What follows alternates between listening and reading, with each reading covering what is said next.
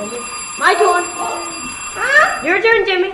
My turn. You would be hard-pressed to spot anything unusual about Alexander Trebelcock, a precocious 5-year-old in Mrs. Taylor's kindergarten class at the Valley Christian Academy in Quispamsis, New Brunswick. He is eager to contribute to a show-and-tell discussion, say his morning prayer, and sing "O Canada" at the top of his lungs. He is also very proud of introducing his photographer to his classmates.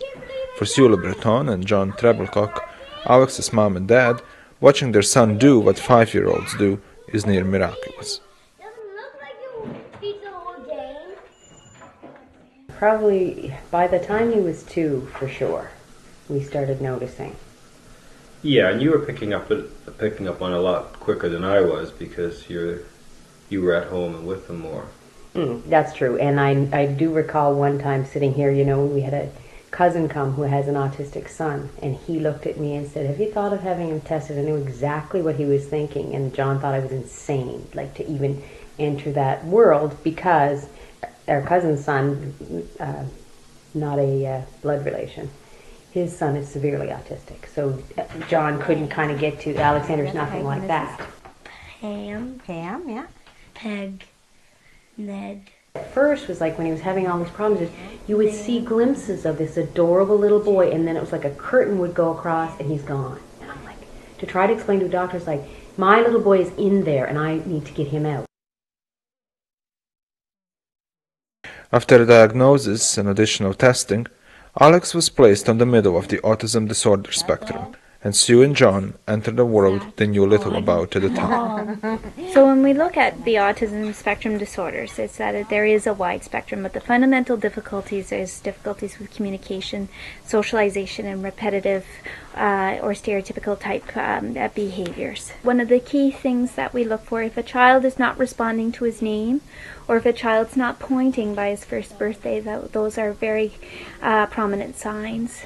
The hardest part I found at first was, so you get a diagnosis. Your kid has this disorder. The neurologist doesn't say anything. You might want to put him in daycare for socialization. Like, that's it. Here's your, the government will give you $1,600 a month, but you go away and you come up with therapy. It's like, no, you need to figure out how you're going to do, and you know that the funding is gone by the time he's 5. So you've got 2 years in which to do everything you possibly can. If we approach it as a learning style or a style of interacting with the environment and learning from the environment, that helps. And because a diagnosis does not change the child, it changes how we perceive some of the difficult behaviors and how to approach the difficulties. The team of experts and therapists Sue and John pulled together soon started making a difference in Alex's life. One of the things that we thought were most urgent to address was his eating habits, where he used to eat a variety of things, like all sorts of things, a good eater by all accounts. He started just carving out things out of his food. He got right down to McDonald's French fries. Beige food. Yeah, beige food. Cheerios, milk. He might have still had bananas or applesauce. There was one, but there was no protein source other than milk. And there was no meat at all, and there wasn't a vegetable. Which were things, some kids previously, but previously it was a marked change. You could see almost every week he was dropping food. But I think you're right. That seemed to coincide with when we ramped up the intervention, and it was, I would say now from the research we've done, that was his way to control his anxiety. So we were pushing him way out of his comfort zone, and his behavior became more and more autistic. So you're like, oh, are we doing the right thing? But it was like he was doing that to try and cope. But he wanted to wear the same clothes all the time. He wanted to eat the same food, right? Oh, I forgot that. Yeah, the one pair of pants. They had to sneak out from his night and wash and sneak back in. We have pictures of him laying by the washing and drying machine, like tantruming and sobbing for the entire process. Today, Alex attends kindergarten and a weekly session of social skills classes teaching him how to recognize non-verbal communications clues. The goals are all social skills. How do you get in on play? How do you get out of play?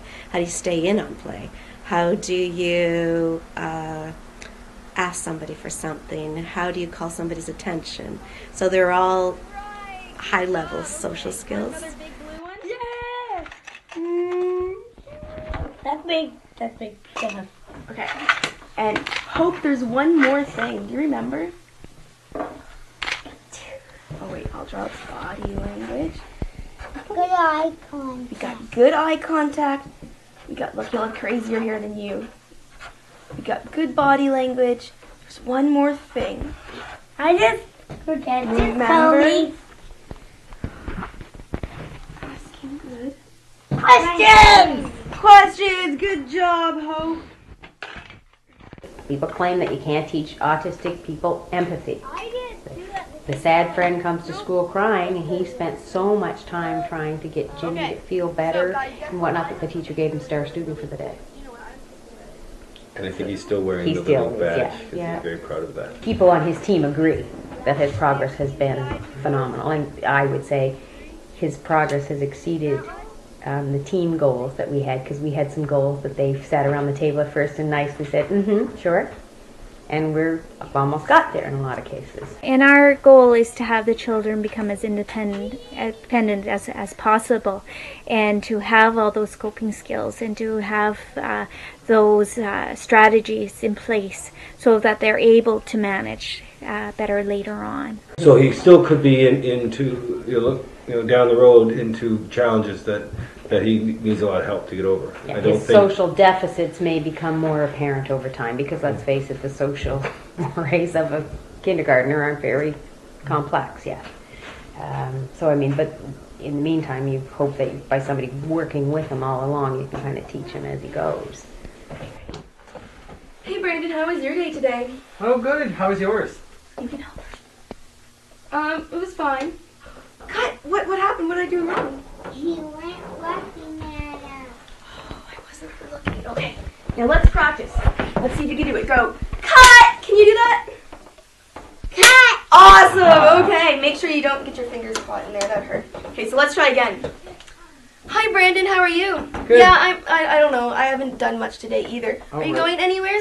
Where are you gonna go? I I think I'm going to go to the mall. I love shopping. Oh, really? Well, We know. Yeah. Cut! What? You weren't saying good questions. I wasn't saying good questions. Oh my goodness. You know what? Let's see if you can get 3 happy faces. One more try, okay?